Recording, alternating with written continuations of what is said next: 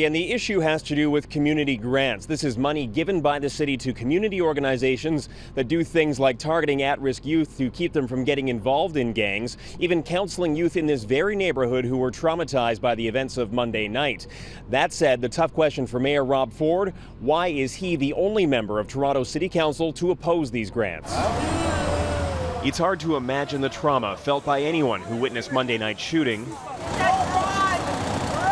But there is an outlet for those struggling to cope. Free crisis counseling at this neighborhood community center, a center funded in part by a $150,000 grant from the City of Toronto.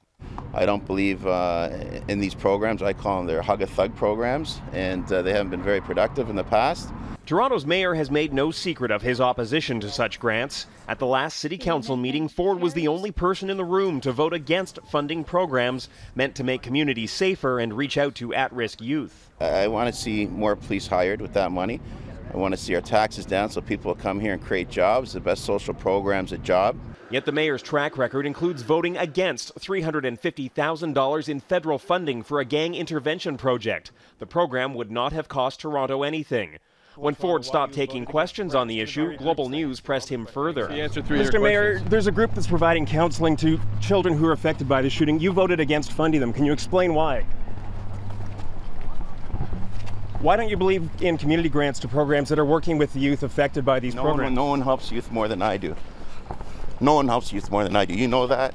And for you to ask that question is embarrassing because I put more of my time, my own money, and helping these kids more than anyone does. So you're the only one who voted to withhold grants, though, to these groups. Excuse me. Groups that are now counseling these youth.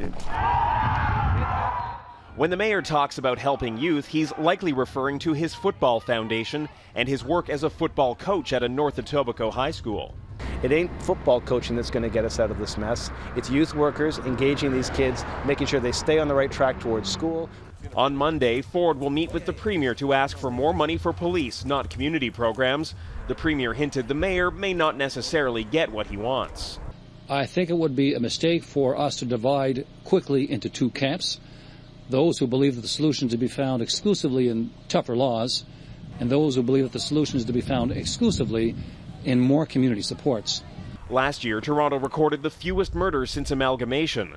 The same year, the city made its largest ever investment in the Community Partnership Investment Program.